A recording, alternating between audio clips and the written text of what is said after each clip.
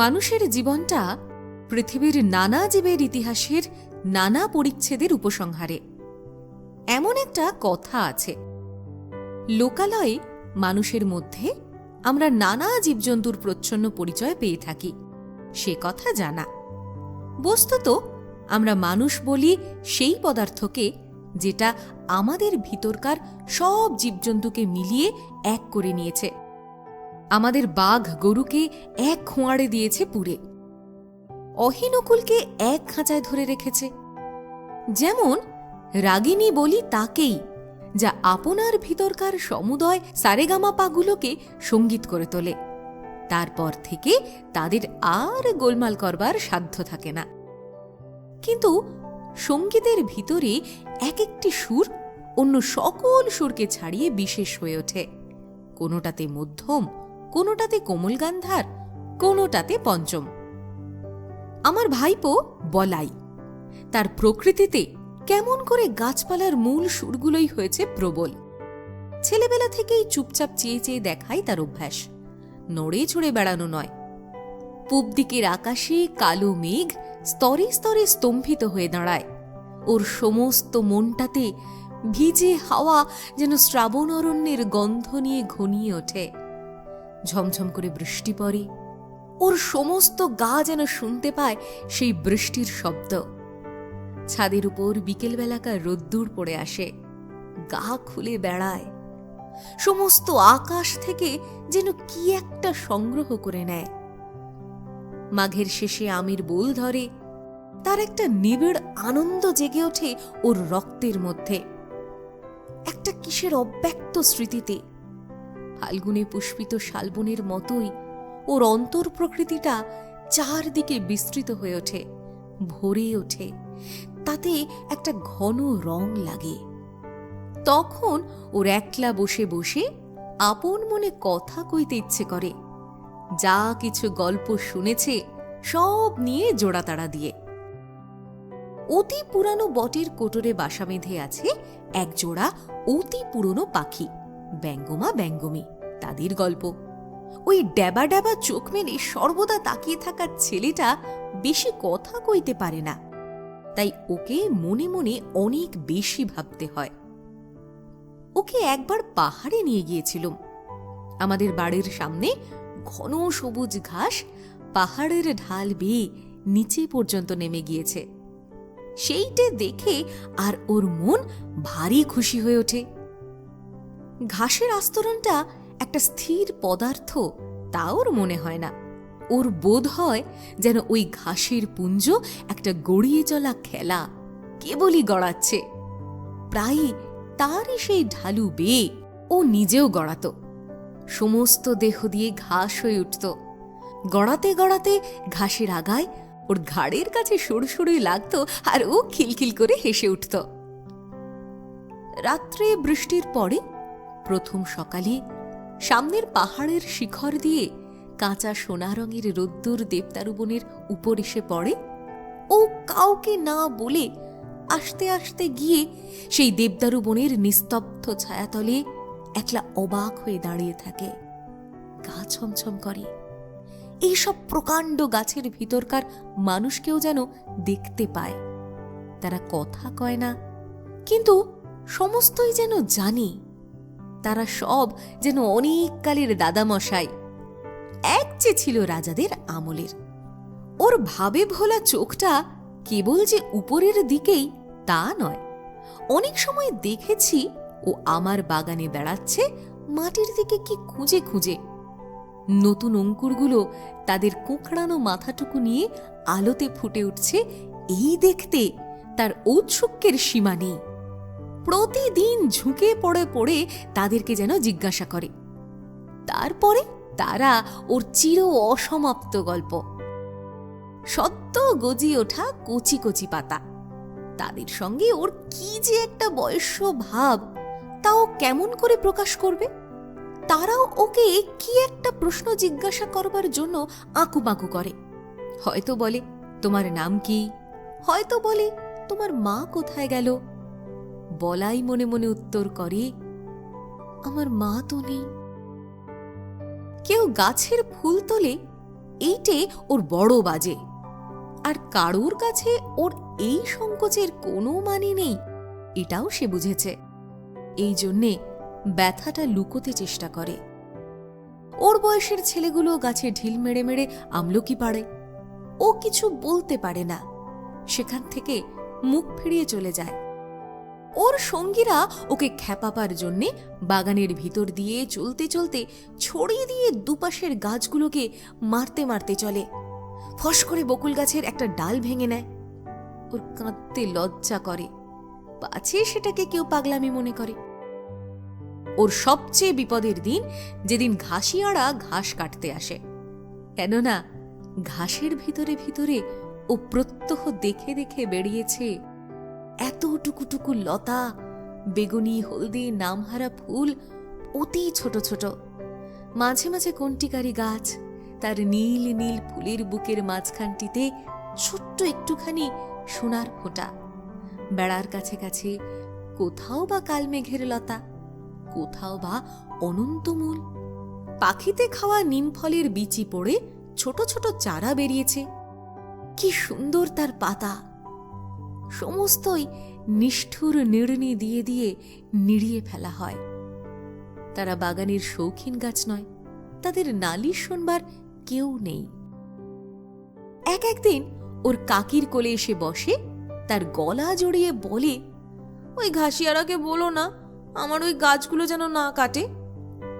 কাকি বলে, বলাই কি যে পাগলের মতো বকিস, ও যে সব জঙ্গল, সাফ না করলে চলবে কেন? বলাই অনেক দিন থেকে বুঝতে পেরেছিল কতকগুলো ব্যথা আছে যা সম্পূর্ণ ওর একলারই। ওর চারদিকের লোকের মধ্যে তার কোনো সাড়া নেই। এই ছেলের আসল বয়স সেই কোটি বৎসর আগেকার দিনে, যেদিন সমুদ্রের গর্ভ থেকে নতুন জাগা পঙ্কস্তরের মধ্যে পৃথিবীর ভাবী অরণ্য আপনার জন্মের প্রথম ক্রন্দন উঠিয়েছে। সেদিন পশু নেই, পাখি নেই, জীবের কলরব নেই, চারদিকে পাথর, পাঁক আর জল। কালের পথে সমস্ত জীবের অগ্রগামী গাছ সূর্যের দিকে জোড় হাত তুলে বলেছে, আমি থাকব, আমি বাঁচব, আমি চিরপথিক। মৃত্যুর পর মৃত্যুর মধ্য দিয়ে অন্তহীন প্রাণের বিকাশ তীর্থে যাত্রা করব, রৌদ্রে বাদলে দিনে রাত্রে। গাছের সেই রব আজ উঠছে বনে বনে, পর্বতে প্রান্তরে, তাদেরই শাখায় পত্রে ধরণীর প্রাণ বলে বলে উঠছে, আমি থাকব, আমি থাকব। বিশ্বপ্রাণের মুখ ধাত্রী এই গাছ নিরবচ্ছিন্ন কাল ধরে দুর্লভকে দহন করে পৃথিবীর অমৃত ভাণ্ডারের জন্য প্রাণের তেজ, প্রাণের রস, প্রাণের লাবণ্য সঞ্চয় করে, আর উৎকণ্ঠিত প্রাণীর বাণীকে অহর্নিশি আকাশে উচ্ছ্বসিত করে তোলে, আমি থাকব। সেই বিশ্বপ্রাণের বাণী কেমন একরকম করে আপনার রক্তের মধ্যে শুনতে পেয়েছিল ওই বলাই। আমরা তাই নিয়ে খুব হেসেছিলাম। একদিন সকালে এক মনে খবরের কাগজ পড়ছি, বলাই আমাকে ব্যস্ত করে ধরে নিয়ে গেল বাগানে। এক জায়গায় একটা চারা দেখিয়ে আমাকে জিজ্ঞাসা করলে, কাকা এই গাছটা কি? দেখলুম একটা শিমুল গাছের চারা বাগানের খোয়া দেওয়া রাস্তার মাঝখানেই উঠেছে।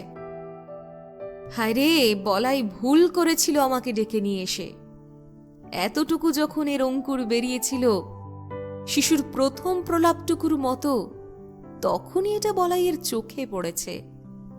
তারপর থেকে বলাই প্রতিদিন নিজের হাতে একটু একটু জল দিয়েছে। সকালে বিকেলে ক্রমাগতই ব্যগ্র হয়ে দেখেছে কতটুকু বাড়ল। শিমুল গাছ বাড়েও দ্রুত, কিন্তু বলাইয়ের আগ্রহের সঙ্গে পাল্লা দিতে পারে না। যখন হাত দুয়েক উঁচু হয়েছে, তখন ওর পত্র সমৃদ্ধি দেখে ভাবলে এ একটা আশ্চর্য গাছ। শিশুর প্রথম বুদ্ধির আভাস দেখবা মাত্র মা যেমন মনে করে আশ্চর্য শিশু, বলাই ভাবলে আমাকেও চমৎকৃত করে দেবে। আমি বললুম, মালিকে বলতে হবে এটা উপরে ফেলে দেবে। বলাই চমকে উঠল, এ কি দারুণ কথা। বলে, না কাকা, তোমার দুটি পায়ে পড়ি, উপরে ফেলো না। আমি বললুম, কি যে বলিস তার ঠিক নেই, একেবারে রাস্তার মাঝখানে উঠছে, বড় হলে চারিদিকে তুলো ছড়িয়ে অস্থির করে দেবে। আমার সঙ্গে যখন পারলে না, এই মাতৃহীন শিশুটি গেল তার কাকির কাছে। কোলে বসে তার গলা জড়িয়ে ধরে ফুপিয়ে ফুপিয়ে কাঁদতে কাঁদতে বললে, কাকি, তুমি কাকাকে বারণ করে দাও, গাছটা যেন না কাটেন। উপায়টা ঠিক ঠাউরেও ছিল। ওর কাকি আমাকে ডেকে বললে, ওগো শুনছ, আহা, ওর গাছটা রেখে দাও। রেখে দিলুম। গোড়ায় বলাই না যদি দেখাতো তবে হয়তো ওটা আমার লক্ষ্যই হতো না, কিন্তু এখন রোজই চোখে পড়ে। বছর খানেকের মধ্যে গাছটা নির্লজ্জের মতো মস্ত বেড়ে উঠল। বলাইয়ের এমন হলো, এই গাছটার পরেই তার সবচেয়ে স্নেহ। গাছটাকে প্রতিদিনই দেখাচ্ছে নির্বোধের মতো। একটা অজায়গায় এসে দাঁড়িয়ে কাউকে খাতির নেই, একেবারে খাড়া লম্বা হয়ে উঠছে। যে দেখে সেই ভাবে, এটা এখানে কি করতে। আরো 2-4 বার এর মৃত্যুদণ্ডের প্রস্তাব করা গেল। বলাইকে লোভ দেখালুম, এর বদলে খুব ভালো কতকগুলো গোলাপের চারা আনিয়ে দেব। বললেম, নিতান্তই শিমুল গাছে যদি তোমার পছন্দ, তবে আর একটা চারা আনিয়ে বেড়ার ধারে পুঁতে দেব, সুন্দর দেখতে হবে। কিন্তু কাচবার কথা বললেই আঁতকে ওঠে, আর ওর কাকি বলে, আহা, এমনই কি খারাপ দেখতে হয়েছে। আমার বৌদিদির মৃত্যু হয়েছে যখন এই ছেলেটি তাঁর কোলে। বোধ করি সেই শোকে দাদার খেয়াল গেল। তিনি বিলেতে ইঞ্জিনিয়ারিং শিখতে গেলেন। ছেলেটি আমার নিঃসন্তান ঘরে কাকির কোলেই মানুষ। বছর 10 পরে দাদা ফিরে এসে বলাইকে বিলাতি কায়দায় শিক্ষা দেবেন বলে প্রথমে নিয়ে গেলেন সিমলে, তারপরে বিলেত নিয়ে যাবার কথা। কাঁদতে কাঁদতে কাকির কোল ছেড়ে বলাই চলে গেল। আমাদের ঘর হলো শূন্য। তারপরে 2 বছর যায়। ইতিমধ্যে বলাইয়ের কাকি গোপনে চোখের জল মোছেন, আর বলাইয়ের শূন্য শোবার ঘরে গিয়ে তার ছেঁড়া এক পাটি জুতো, তার রবারের ফাটা গোলা আর জানোয়ারের গল্পওয়ালা ছবির বই নাড়েন চাড়েন। এতদিনে এই সব চিহ্নকে ছাড়িয়ে গিয়ে বলাই অনেক বড় হয়ে উঠেছে, এই কথা বসে বসে চিন্তা করেন। কোনো এক সময়ে দেখলুম লক্ষ্যে ছাড়া শিমুল গাছটার বড় বার বেড়েছে। এতদূর অসঙ্গত হয়ে উঠেছে যে আর প্রশ্রয় দেওয়া চলে না। এক সময় দিলুম তাকে কেটে। এমন সময়ে সিমলে থেকে বলাই তার কাকিকে এক চিঠি পাঠালে, কাকি, আমার সেই শিমুল গাছের একটা ফটোগ্রাফ পাঠিয়ে দাও। বিলেতে যাবার পূর্বে একবার আমাদের কাছে আসবার কথা ছিল, সে আর হলো না।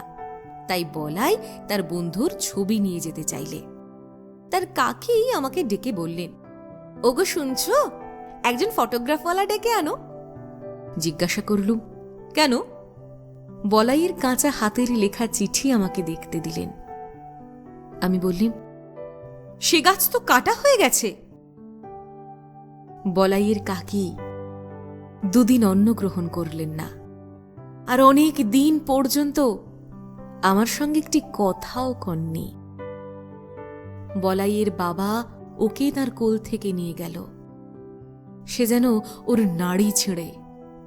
আর ওর কাকা তার বলাইয়ের ভালোবাসার গাছটিকে চিরকালের মতো সরিয়ে দিলে। তাতেও ওর যেন সমস্ত সংসারকে বাজল, তার বুকের মধ্যে ক্ষত করে দিলে। ওই গাছ যে ছিল তার বলাইয়ের প্রতিরূপ, তারই প্রাণের দোসর।